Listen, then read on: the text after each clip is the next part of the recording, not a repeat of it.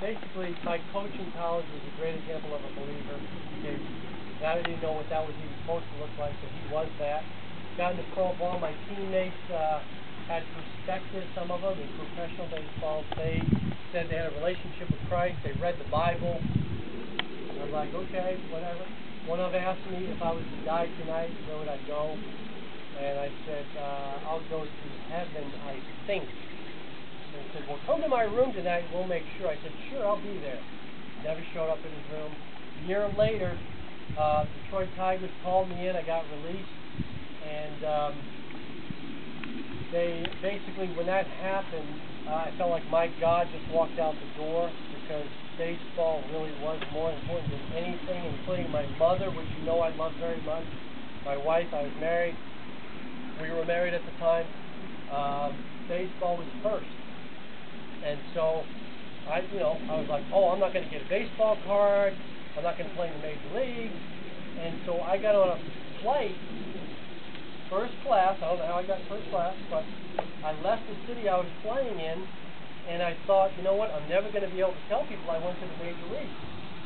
And everybody in first class was drinking stuff like Jack Daniels and Jim Beam and Leonard Skinner, whatever they drink. Okay, and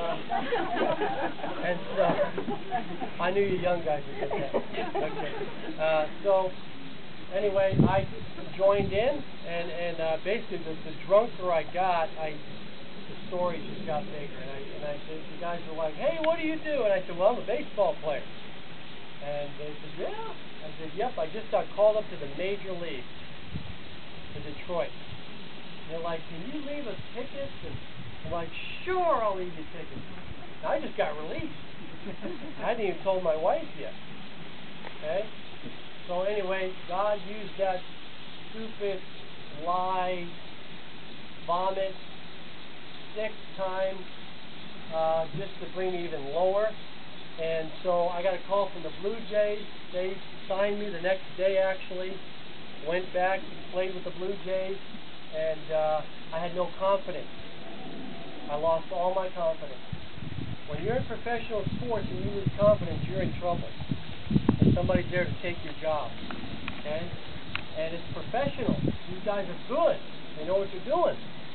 And so so God used that. I almost took myself out of the game, but the manager left me in. I was doing terrible. He took me out. Bus ride that day, Greenville, South Carolina to Columbus, Georgia. I sat in the bus and with the Christians and the nerds, and started to think about my life. Started to think about things I stole, drugs I experimented with, the way I treated women, the selfishness, and I felt filthy. I felt heavy. I felt dirty. And my teammates they had told me, you can be clean, you can be forgiven, you have to trust Jesus, trust Jesus. I didn't know what that meant. But I kept feeling so bad and so dirty. And here's what happened on the bus. The Lord revealed himself to me somehow. It wasn't a vision, it wasn't anything weird, but I pictured Jesus Christ on the bus like this, bright white, glorified. And he said, "Don, I love you. I love you. I want to be your God. Baseball is your God.